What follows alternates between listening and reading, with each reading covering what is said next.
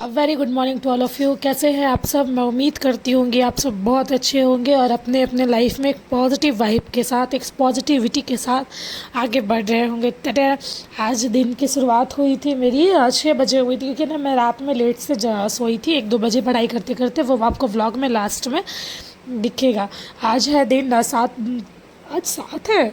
मैं जो voice over कर रही हूँ, हाँ 7 है, क्योंकि वो जो मैंने व्लॉग अपलोड किया है ना, वो शायद 3 या 4 का है। तो मैं थोड़ी लेट थी, क्योंकि आप सबको तो पता है बीच में तीज था, तो एक दिन तीज में चले गया। तो उस दिन तो भाई बिना पानी के तो व्लॉग अपलोड करना बोलना बहुत परेशानी वाली बात थी।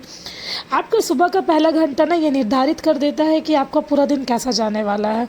तो जैसे ये चीज़ होता है ना कि आप सुबह उठ रहे हैं तो सबसे पहले सोच रहे हैं खाना क्या बनेगा, तो आप उस दिन खाना बहुत अच्छा बना सकते हैं। आपके पास ऑप्शन है, क्योंकि अगर आप रात में कोई चीज़ सोते हैं तो आप उसको अगर सुबह इम्प्लीमेंट करते हैं तो वो चीज़ बहुत अच्छे से इम्प्लीमेंट होता है। क्योंकि एक हमारे माइंड मैप रहता है कि इसके ये काम हमको ऐसे ऐसे ऐसे ऐसे करना है, बस इसलिए। और आपका दिन कैसा जाने वाला है ये आपका सुबह का पहला घंटा ही तय कर देता है। इसलिए सुबह का जो पहला घंटा होता है ना, उसमें अपना प्रोडक्टिव, ज़्यादा से ज़्यादा एकदम प्रोडक्टिव काम करना है। मैं यहाँ पे फ़ोन से कुछ रिवीजन कर लेती हूँ या तो फिर कोई नोट्स बना लेती हूँ। सुबह होते ही फ़ोन उठाने की आदत सबकी होती है, मेरी भी है, लेकिन मैं ये फ़ोन उठाती हूँ अपने रिवीजन करने के लिए।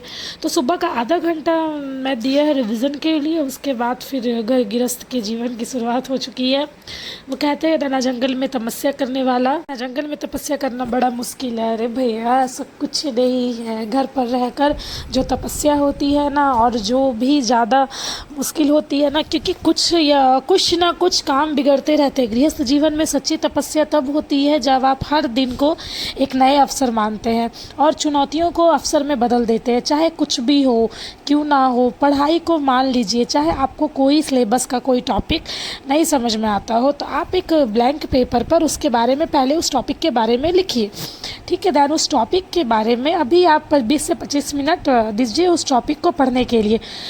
तो क्या अभी भी आपको जीरो आता है? ऐसा बिल्कुल नहीं है। उस टॉपिक को पढ़ने के लिए नहीं, तो जहां आपने सिर्फ टॉपिक का नाम लिखा था ना, उसके बाद जो 20-25 मिनट आपने उस टॉपिक को पढ़ने में दिए, आप उस टॉपिक पे आप कुछ ना कुछ भी ज़रूर लिख सकते हो। और फिर आपके पास तो नेक्स्ट डे पढ़ोगे, तो फिर वीक में अगर एक बार पढ़ोगे तो आप बहुत कुछ जान जाओगे। उस एक टॉपिक के बारे में बहुत कुछ जान सकते हो। अगर आप एक हाउसवाइफ हो तो गृहस्थ जीवन आपका चल रहा है, आपके अपने बच्चे को भी साथ में देख रहे हैं, साथ साथ आप पढ़ाई भी कर रहे हैं, या तो कोई और भी काम कर सकते हैं जो आप साथ में कर रहे हैं। तो क्या उन सब के लिए time management is the key, जिससे आप बैलेंस करके चल सकते हैं। आपको हाउस होल्ड की रिस्पॉन्सिबिलिटी, अपने पर्सनल ग्रोथ को, लेकिन होता है ना कि, और अगर आपको फैमिली के, सबसे बड़ा बात है फैमिली की केयर को लेके चलना है, लेकिन अगर आपको अपने सेल्फ केयर नहीं भूलना। Self care is not a luxury but A necessity, ठीक है। आप अपना सेल्फ केयर, अपने स्वास्थ्य का ध्यान रखना। ऐसा ना समझे कि मैं तो खुद के लिए सेल्फ केयर कर रही हूँ तो मैं सेल्फिश हो गई हूँ। यह आपके जीवन की ज़रूरत है। जब आप में ऊर्जा रहेगी नहीं रहेगी तो आप पूरे परिवार को ऊर्जा कैसे दोगे? जब तक आप खुश नहीं रहोगे तब तक आप पूरे परिवार को खुश कैसे रख सकते हो? ये तो पॉसिबल ही नहीं है। सेल्फ केयर आपकी प्रायोरिटी लिस्ट में सबसे ऊपर होना चाहिए।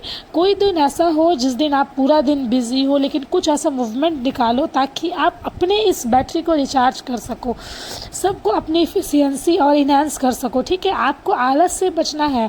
आलस आपके जीवन को ख़त्म कर देता है। आप तो ख़त्म नहीं होंगे, लेकिन आपका जीवन जो है वो ख़त्म हो जाएगा। बहुत ज़्यादा आलस आता है कि छोड़ दो ये काम, कल कर लेंगे। कल पे मत टालो, बल्कि काम को घंटे घंटे में बांट दो, घंटे घंटे में बांटने की कोशिश करो। मुझे ना 25 मिनट, मैं ना 25-25 मिनट डिवाइड करके अपना दिन बहुत अच्छा लगता है मुझे।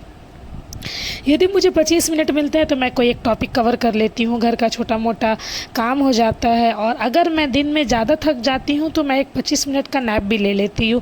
25 मिनट मेरे लिए एक मैजिक का काम करता है। आप ये अपना कर देखना चाहते हो तो देख सकते हो। सिर्फ सोचना 25 मिनट ही पढ़ाई कर लेती हूँ, आप बस 25 मिनट में रिफ्रेश फील कर पाओगे। लेकिन आप अलार्म सेट कर लेना। कई लोग बोलते हैं ना कि घर में इतना काम हो जाता है कि घर का सारा काम करने के बाद हम थक जाते हैं, हमसे पढ़ाई नहीं हो पाती। आप एक बार ये जो है ना 25 मिनट वाला करके देखिए, आपको खुद में बहुत अंतर आएगा। जैसे आप रात को सो के सुबह एक्टिव होते हो ना, ठीक उसी प्रकार आप बहुत ज़्यादा एक्टिव फील करोगे। अगर आप 25 मिनट का अलार्म लगा के दिन में एक छोटा सा नैप ले लेते हो, देन आप नैप के बाद उठते हो, तो आपको बहुत ज़्यादा डिफरेंस लगेगा। लेकिन हाँ, आपको 25 मिनट में उठ जाना है, ये नहीं कि चलो 25 मिनट के नैप के चक्कर में 4 घंटा का नींद ले रही है, तो आप वैसा करोगे तो फिर भाई आप ही का लॉस है ना, इसमें किसी का क्या ही जाने वाला है। और आपका सबका बहुत ज़्यादा क्वेश्चन आता है ना कि मैं किस चीज़ के लिए पढ़ाई कर रही हूँ, तो मैं 71st बीपीएससी के लिए पढ़ाई कर रही हूँ। मैं इसी बार बैठने वाली थी, फर्दर किसी रीज़न से मैं इस बार नहीं बैठूँगी, मैं इस बार अटेंड नहीं दूँगी। बहुत सारे लोगों का एक कमेंट था कि मैं अपना नोट शेयर कर सकती हूँ क्या? बिल्कुल, अगर आप सबको सच में नीड है हमारे नोट्स की तो मैं बिल्कुल दे दूँगी।